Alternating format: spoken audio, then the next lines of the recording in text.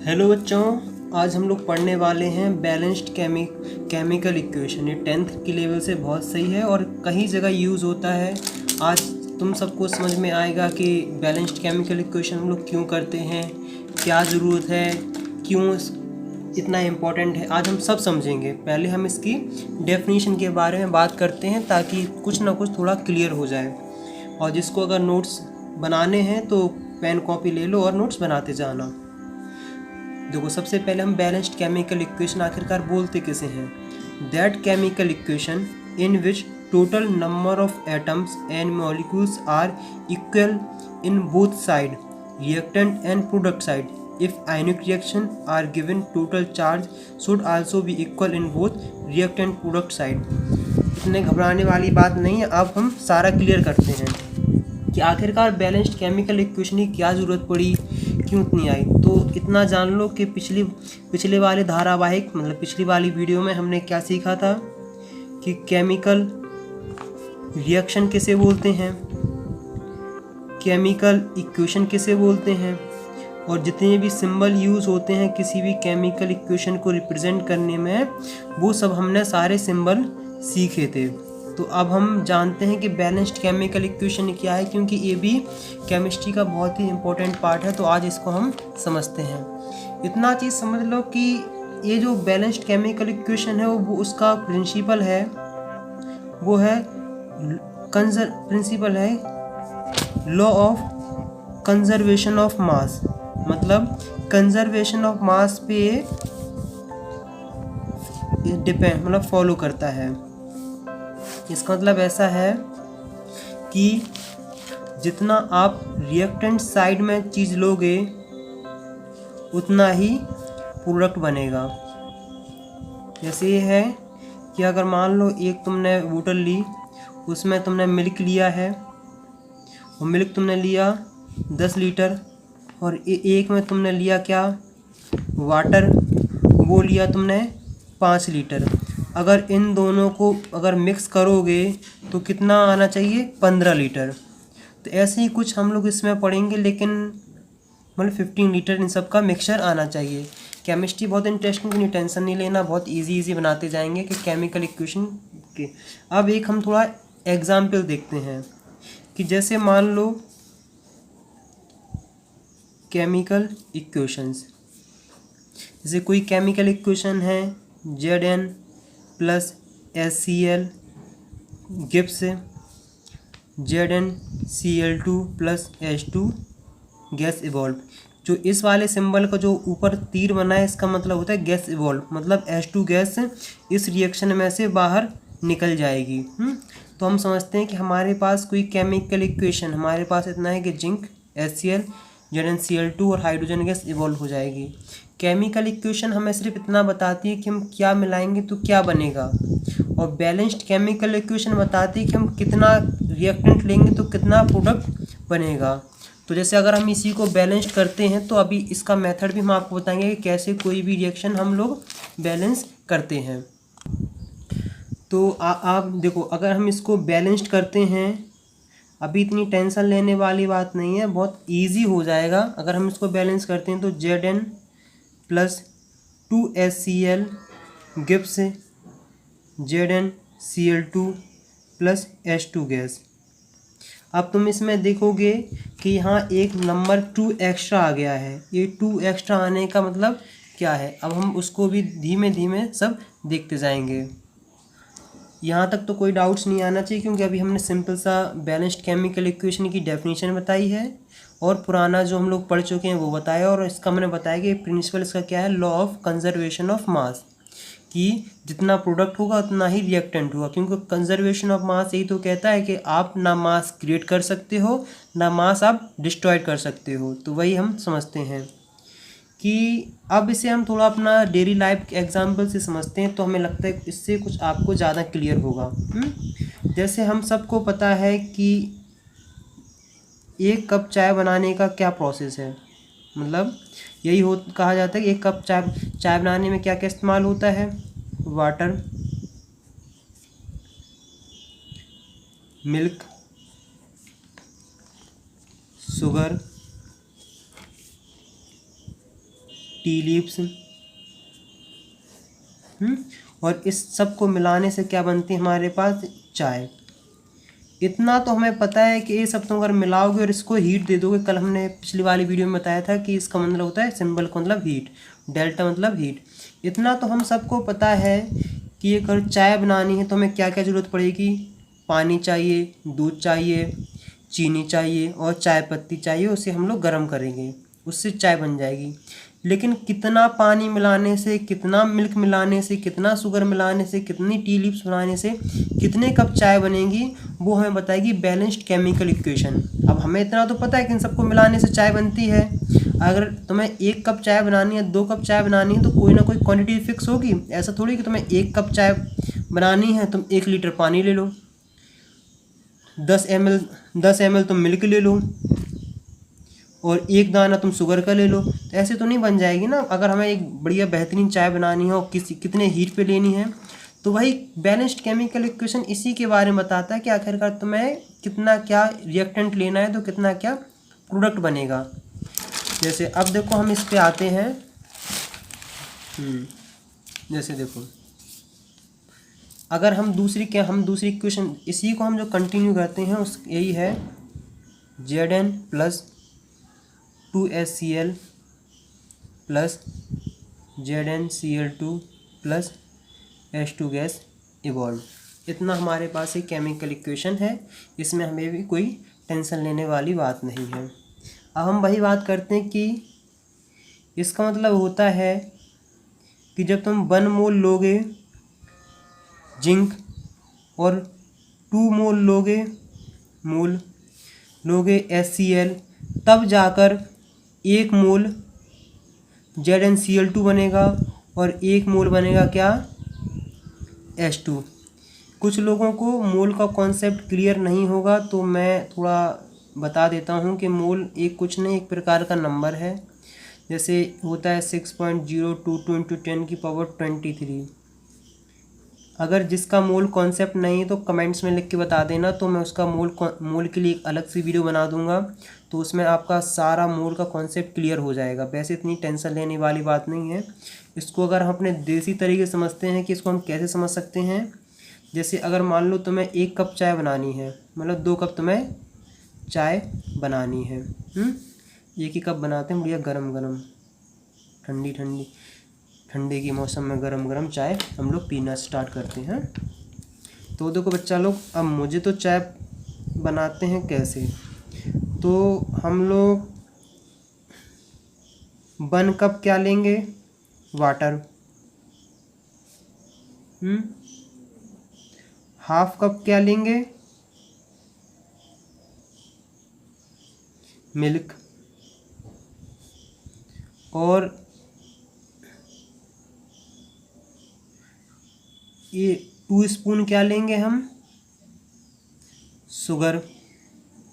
इतना चीज़ कंफर्म हो रही है ना। और मुझे, अब तुम लोग कैसे चाय बनाते हो, मुझे तो ज़्यादा नहीं आती है। और इसको हम 1 स्पून ले लेंगे हम क्या, टी लीव्स, तब जाके तुम्हारी 1 कप चाय बन जाएगी। इसको तुम हीट भी दोगे ना कुछ अमाउंट हीट देनी पड़ेगी, तभी तो सब कुछ रिएक्शन कंप्लीट होगी। इतना हमने इजीली बना लिया है।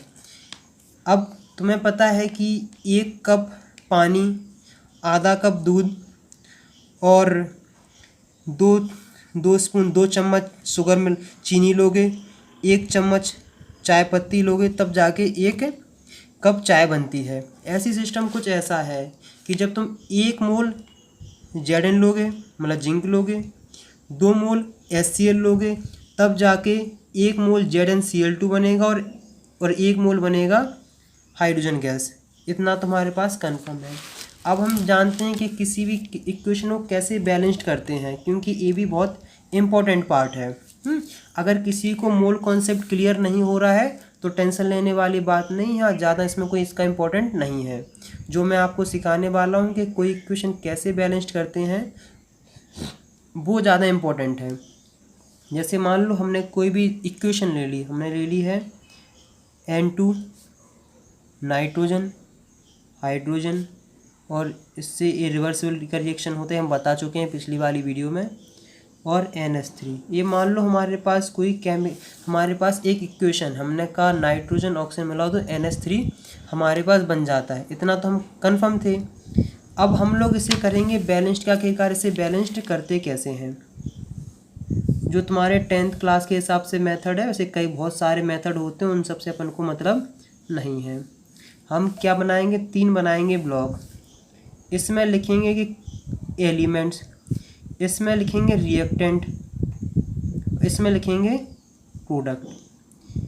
इतनी चीज़ हमेशा याद रखना, जो एलिमेंट रिएक्टेंट साइड होंगे वही प्रोडक्ट साइड में बनेंगे ज़्यादातर, अगर ऑक्सीजन ऐड नहीं कर रहे हैं। तो हमने देखा कि रिएक्टेंट साइड में क्या है, नाइट्रोजन है, हाइड्रोजन है। अब हमने देखा कि नाइट्रोजन कितने हैं, नाइट्रोजन के कितने एटम हैं, तो हमने कहा 2 हैं। और हमने क्या कहा कि हाइड्रोजन कितने हैं, तुम कहोगे भैया इसमें भी 2 हैं। इतनी बात तो हो गई क्या, कन्फर्म। अब प्रोडक्ट साइड में अगर हम आते हैं तो हम देखते हैं कि नाइट्रोजन कितने हैं, तुम कहोगे भैया 1 है। और हम कहेंगे कि अगर हाइड्रोजन कितने हैं, तुम कहोगे भैया 3 है। और हमारा मेन पर्पस या मेन बात ये रहती है कि हमको इन 2 वैल्यू को रिएक्टेंट और प्रोडक्ट साइड में नंबर बराबर बराबर करने पड़ते हैं। तो अब चलिए हम शुरू करते हैं कि कैसे हम एक बैलेंस्ड बेहतरीन तरीके की बना सकते हैं। हिट एंड ट्रायल मेथड से करेंगे, जो आपके 10th क्लास के हिसाब से बहुत ही परफेक्ट मेथड है। 11th क्लास में दूसरे मेथड यूज़ होते हैं, वह भी वहाँ जाने की हम लोग को ज़रूरत भी नहीं है। इतना ही समझ लेंगे तब भी आप सबका उद्धार हो जाएगा बहुत बेहतरीन तरीके से। तो चलो, हमने देखा कि यार कुछ ऐसा हो जाए कि यहाँ अगर 2 से मल्टीप्लाई कर दें तो सही रहेगा। और तुम कहोगे कि तो मतलब कुछ ना कुछ इस समय तुम्हें क्या करना है, कुछ ना कुछ तो बराबर अब करना है। तो इतना चीज़ बता दूं, जैसे मान लो हम सबसे पहले देखते हैं कि इसको बराबर करते हैं। छोटे नंबर से स्टार्ट किया, मैं 2 से मल्टीप्लाई, जैसे ही 2 से मल्टीप्लाई किया तो प्रोडक्ट साइड में नाइट्रोजन जहाँ है उससे 2 मल्टीप्लाई हो जाएगा। इस बात को बहुत ध्यान से समझना, कई लोग इसमें कंफ्यूज रहते हैं। अब NH3 है। अब तुम्हारे दिमाग में आ रहा होगा कि भैया अभी आपने कहा था कि इसके आखिरी में 1 है, तो तुमने कहा होगा कि 1 नाइट्रोजन है। और तुमने देखा होगा 3 है, तुमने कहा 3 हाइड्रोजन है। अगर हम तुमसे कहें कि 2 से मल्टीप्लाई करो, हम क्या तुमसे कहें 2 से मल्टीप्लाई करो, तो तुम कहोगे क्या भैया N2H3 लिख सकते हैं क्या? तो मैं बोलूँगा नहीं। क्यों? क्योंकि अगर एक घोड़ा है, हॉर्स है, और अगर इसे 2 से यहाँ कर दोगे तो एक गधा बन जाएगा, डोंकी। हमें घोड़े बराबर करना है, हमें घोड़े को गधा नहीं बनाना है। इसलिए कभी भी ऐसी गलती नहीं करना कि तुम यहाँ जाके कुछ ना कुछ नंबर लिखना स्टार्ट कर दो। अगर तुम यहाँ नंबर कोई लिख दोगे तो इक्वेशन हो जाएगी क्या, गलत। क्योंकि ए वाला मॉलिक्यूल्स अलग है और ए वाला मॉलिक्यूल्स अलग अलग है, दोनों मॉलिक्यूल्स अलग हैं। तो ऐसे हम नहीं कर सकते हैं। बैलेंस्ड केमिकल इक्वेशन में जो हम करते हैं वो हम उसको ऐसे करते हैं कि अगर हम 2 से मल्टीप्लाई करने हैं तो हम यहाँ 2NH3 करेंगे। क्या करेंगे, 2NH3। ये वाला मेथड सही है, बाकी वो वाला मेथड सही नहीं है। अब फिर से तुम एलिमेंट बनाओगे,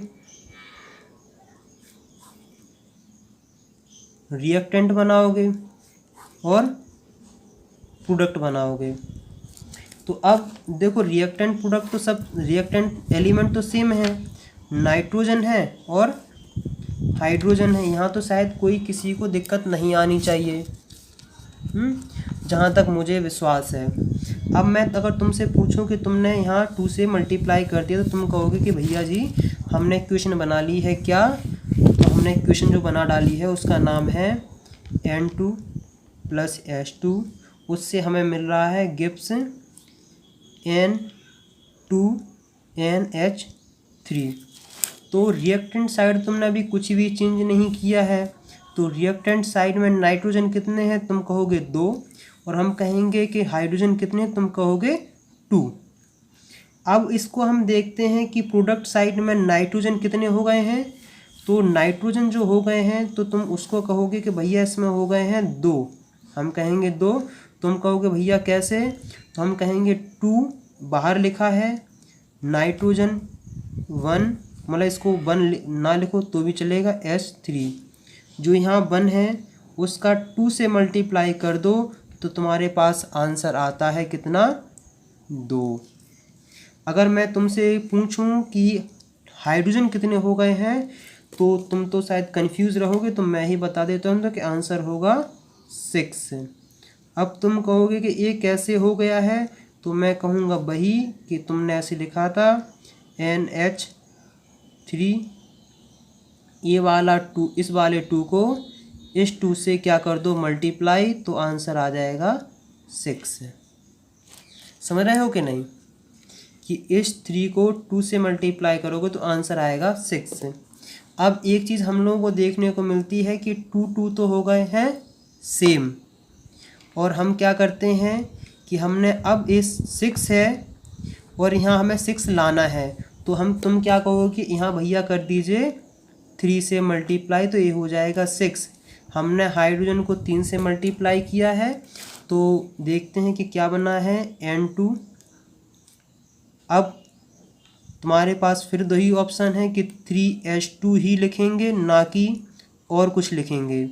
इस बात को हमेशा से ध्यान में रखना कि जब भी हम कुछ करेंगे तो हम 2 × 3H6 नहीं लेंगे, ये हो जाएगा गलत, क्योंकि वही बात हुई कि ये अगर H2 अगर घोड़ा है तो गधा नहीं बनाएंगे हम लिखेंगे H2 3, तो क्या हो जाएगा 3H2। ये वाला मेथड है वैलिड, इसे भारतीय गवर्नमेंट ने मान्यता प्राप्त है इसको, तो घबराने वाली बात नहीं है, ज़्यादा कंफ्यूज होने वाली बात नहीं है। हम लोगों को नई रिएक्शन मिल चुकी है, हम लोगों के पास एक नया चीज़ आ गई है। मुझे ऐसा विश्वास हो रहा है कि आप सबको केमिस्ट्री थोड़ी इंटरेस्टिंग लग रही है। अगर आपको केमिस्ट्री इंटरेस्टिंग नहीं लग रही है तो इसका मतलब ये है कि आप अभी थोड़ा ध्यान नहीं दे रहे हैं। स्कूल में तो नहीं आती कोई बात नहीं, लेकिन यहाँ तो हर हाल में ही आ जाएगी। अब ज़रा बच्चा लोग, हम लोगों ने इक्वेशन बनाई है N2 + 3H2 और फिर इसको ऐसा रहा और 2NH3। वैसे आप सबका बड़ा सपोर्ट मिल रहा है कि मेरी वीडियो को मतलब अच्छा रिस्पांस मिल रहा है। अब एलिमेंट हम दोबारा लिखते हैं और यहाँ रिएक्टेंट लिखते हैं।